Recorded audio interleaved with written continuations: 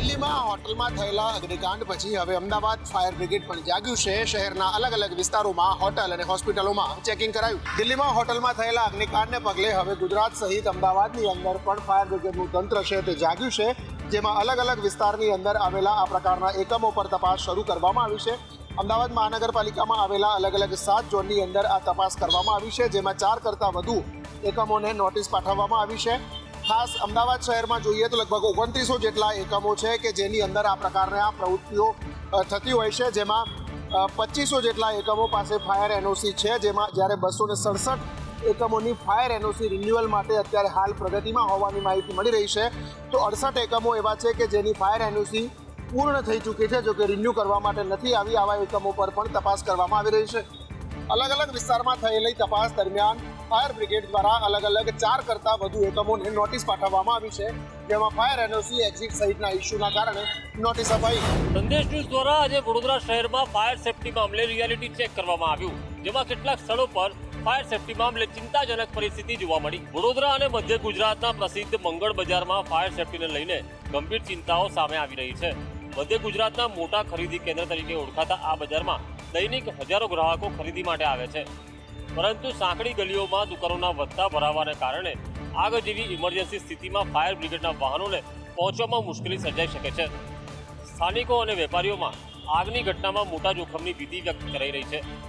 Fire safety વ્યવસ્થાની પૂરતી ઉપલબ્ધતા અને નિયમોના પાલન અંગે પણ સવાલો ઉઠી રહ્યા છે।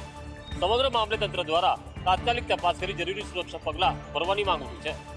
ફાયર વિભાગના અધિકારીઓનું કહેવું છે કે ચાલુ વર્ષે ફાયર વિભાગે 600 જેટલા એકમોને નોટિસ આપી છે અને એક સપ્તાહમાં 60 જેટલા એકમોને નોટિસ પણ અપાઈ છે। વાલીઓ સાથે મનમાની કરનાર શહેરની પાંડેસરાની મેરી માઠા સ્કૂલ પર શિક્ષણ વિભાગે હવે કાર્યવાહી કરી છે। શહેરના પાંડેસરા વિસ્તારમાં આવેલી મેરી માઠા પબ્લિક સ્કૂલ સામે નિયમોના ઉલ્લંઘન બદલ તંત્ર દ્વારા કાર્યવાહી કરવામાં આવી છે। આ શાળાના કેમ્પસમાં જ ગેરકાયદેસર રીતે બુક સ્ટોલ લગાવીને વાલીઓને ત્યાંથી જ પુસ્તકો ખરીદવા માટે દબાણ કરવામાં આવતું હોવાનો ગંભીર આક્ષેપ થયો હતો। આ ઉપરાંત વાલીઓએ કેટલાક ધોરણના પાઠ્યપુસ્તકો સેટમાં નિયમ કરતાં વધુ ચાર્જ વસૂલતા હોવાનો પણ હોબાળો કર્યો હતો।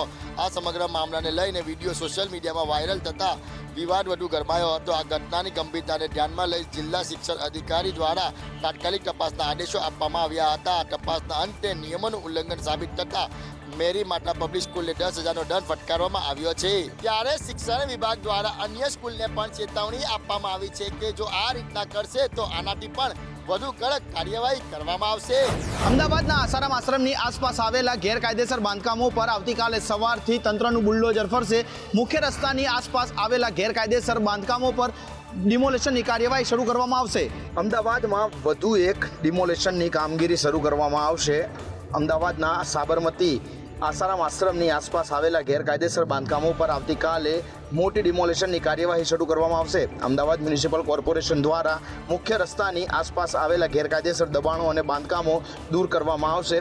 કોર્પોરેશન દ્વારા ખાસ અભિયાન ચલાવી અને આ કામગીરી છે તે શરૂ કરવામાં આવશે। માહિતી મુજબ આવતીકાલે સવારથી ડિમોલેશનની કામગીરી શરૂ થશે અને ગેરકાયદેસર માળખાઓ અને બાંધકામો ઉપર બુલડોઝર ફરી જશે। કાર્યવાહી દરમિયાન કોઈ અનિચ્છનીય ઘટના ન બને તે માટે પોલીસનો ચાંપતો બંદોબસ્ત ગોઠવી દેવામાં આવ્યો છે, જેથી કરી અને કાયદો અને વ્યવસ્થાની સ્થિતિ જળવાઈ રહે। ઉપરાંત પોલીસ અને એએમસી સાથે મળી અને આ આખી કામગીરી છે તે કરશે। ડિમોલેશનને લઈને અત્યારે વિસ્તારમાં ભારે ચર્ચા ચાલી રહી છે અને તંત્ર દ્વારા તમામ તૈયારીઓ પૂર્ણ કરી આવતીકાલથી ડિમોલેશનની કામગીરી શરૂ કરવામાં આવશે। કોર્પોરેશન દ્વારા માંગવામાં આવેલી મંજૂરીના આધારે પૂરતો બંદોબસ્ત સાથે આવતીકાલથી આ ડિમોલેશનની કામગીરી શરૂ કરવામાં આવશે। સાથે જ કાયદો અને વ્યવસ્થાની સ્થિતિ જળવાઈ રહે તેનું પણ ખાસ ધ્યાન રાખવામાં આવશે। સુરત શહેરના બે દરવાજા વિસ્તારમાં આવેલા નાસીરનગરમાં થયેલા ડિમોલેશનનો વિવાદ હવે વધુ વકર્યો છે। સુરત પંપા કતારગામ ઝોનની જગ્યામાં સેન્ટ્રલ ઝોન દ્વારા 30 મેના રોજ વર્ષો જૂના નાસીરનગર વિસ્તારમાં ભારે પોલીસ બંદોબસ્ત સાથે મેગા ડિમોલેશનની કાર્યવાહી હાથ ધરવામાં આવી હતી। વહીવટી તંત્ર દ્વારા કોઈ પણ પ્રકારની આગોતરા લેખિત નોટિસ આપ્યા વિના જ અચાનક બુલડોઝર ઉતારી દેવામાં આવ્યા હતા, જેના કારણે સ્લમ વસાહતના 100થી વધુ પરિવારો ખુલ્લા તાપમાં આકાશ નીચે આવી ગયા છે। આ 100 પરિવારને ઘટનાને 2 દિવસ પછી કોંગ્રેસ સાથે આશરાની માંગણી સાથે પાલિકા કચેરી પર ગયા હતા। મનપા કમિશનરે તમામ લોકોને કહ્યું કે ડિમોલેશન પાલિકા દ્વારા કરવામાં આવ્યું જ નથી, એવો કોઈ ઓર્ડર આપવામાં આવ્યો જ નથી તેવો આક્ષેપ છે। પાલિકા કમિશનરની વાત સાંભળી તમામ લોકો ચોંકી ગયા હતા। હાલ તો તમામ લોકો હવે ન્યાયની માંગ કરી રહ્યા છે કે ખરેખર આ ડિમોલેશન કર્યું તો કોણ કર્યું. આ બાબતે મહાનગરપાલિકાએ સત્તાવાર કોઈ પણ નિવેદન નથી આપ્યું. સંદેશ ન્યૂઝના અહેવાલની વધુ એક મોટી અસર જોવા મળી છે. સિવિલ હોસ્પિટલ તંત્રમાં કૌભાંડના ખુલાસા બાદ પેમેન્ટ લેવા માટે ઓનલાઈન સિસ્ટમની વ્યવસ્થા ગોઠવાઈ. લીકર પરમિટ ફી વસૂલવામાં થયેલી નકલી રસીદ કૌભાંડ બાદ હવે સમગ્ર પ્રક્રિયાને ડિજિટલ બનાવવામાં આવી છે. હવે લીકર પરમિટ માટે રોકડ પેમેન્ટ સ્વીકારવામાં આવશે નહીં અને ફી માત્ર ઓનલાઈન માધ્યમથી જ ભરવાની રહેશે. સર્વર ડાઉન હોય તેવી સ્થિતિમાં પણ રોકડ રકમ લેવામાં આવશે નહીં. નોંધનીય છે કે સંદેશ ન્યૂઝે લીકર પરમિટ વિભાગમાં 257 જેટલી નકલી રસીદના કૌભાંડનો પર્દાફાશ કર્યો હતો, જેમાં કર્મચારીઓ દ્વારા રોકડ રકમ લઈ ગેરરીતિ આચરવામાં આવતી હોવાનો ખુલાસો પણ થયો હતો. પોલીસ ફરિયાદ નોંધાયા બાદ સિવિલ તંત્ર દ્વારા પારદર્શિતા વધારવા અને ગેરરીતિ અટકાવવા માટે ઓનલાઈન સિસ્ટમને અમલી બનાવી છે. બાગેશ્વર ધામના પીઠાધીશ્વર ધીરેન્દ્ર કૃષ્ણ શાસ્ત્રીનું રાજકોટમાં આગમન થયું છે. આજથી 3 દિવસ સુધી રાજકોટના મુદ્દે રાજકોટમાં કોંગ્રેસ દ્વારા અનોખો વિરોધ પ્રદર્શન કરાયું. વધતી મોંઘવારીના મુદ્દે શહેર કોંગ્રેસ દ્વારા અનોખું વિરોધ પ્રદર્શન રાજકોટમાં કરવામાં આવ્યું હતું. શહેરના બહુમાળી ભવન ચોક ખાતે કોંગ્રેસના કાર્યકર્તાઓ અને આગેવાનો મોટી સંખ્યામાં એકત્ર થયા હતા. કેન્દ્ર અને રાજ્ય સરકારની સામે સૂત્રોચ્ચાર પણ કરવામાં આવ્યા હતા. કોંગ્રેસે આરોપ લગાવ્યો છે કે છેલ્લા 3 મહિનામાં મોંઘવારી સતત વધી છે, છતાં સરકાર ભાવો નિયંત્રણમાં લાવવા માટે કોઈ અસરકારક પગલાં નથી લઈ રહી. વિરોધ દરમિયાન કાર્યકર્તાઓએ બેનર અને પોસ્ટરો સાથે પ્રતિકાત્મક મોંઘવારીની જેલ પણ બનાવી હતી. સરકારની નીતિઓની સામે પોતાનો રોષ વ્યક્ત કર્યો હતો. પેટ્રોલ ડીઝલના વધતા ભાવો, રોજિંદી જરૂરિયાતની વસ્તુઓમાં ભાવ વધારો અને સામાન્ય જનતાને પડી રહેલી મુશ્કેલીઓને લઈને કોંગ્રેસ સરકારને ઘેરી હતી. નીટ પેપર લીક ગોટાળો હોય કે પછી પેટ્રોલ ડીઝલના સતત વધતા ભાવ હોય, ખાદ્ય તેલોના ભાવમાં ભડકો હોય, આ તમામ મુદ્દાને લઈને કોંગ્રેસ આજે રસ્તા ઉપર ઉતરી હતી. ગીર પૂર્વ જંગલ વિસ્તારમાંથી રાહતના સમાચાર સામે આવ્યા છે. વન વિભાગ દ્વારા બાબરિયા રેન્જમાંથી 7 સિંહોને મુક્ત કરવામાં આવ્યા છે. ગીર જંગલમાં સિંહોમાં રોગચાળો આવ્યા બાદ અગાઉ રેસ્ક્યુ કરવામાં આવેલા 7 સિંહોને લાંબી સારવાર બાદ ફરીથી તેમના કુદરતી આવાસમાં મુક્ત કરી દેવામાં આવ્યા છે. વન વિભાગના અધિકારીઓના જણાવ્યા મુજબ આ સિંહોની તબિયત લથડતા તેમને આઇસોલેશન વોર્ડમાં ખસેડવામાં આવ્યા હતા, જ્યાં નિષ્ણાંત તબીબોની દેખરેખ હેઠળ તેમને સઘન સારવાર આપવામાં આવી હતી.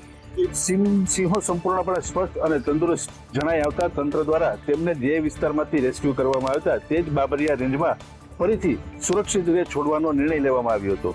હાલ આ સિંહો મુક્ત વાતાવરણમાં ફરી રહ્યા છે. બીજી તરફ વન વિભાગે સ્પષ્ટતા કરતા કહ્યું છે કે હજુ પણ અન્ય 3 સિંહો તબીબ દેખરેખ હેઠળ છે. આ સિંહોની સતત અવલોકન કરવામાં આવી રહ્યું છે અને તેઓ સંપૂર્ણ સ્વસ્થ થઈ જાય ત્યારબાદ તેમને ફરીથી વનમાં મુક્ત કરવામાં આવશે.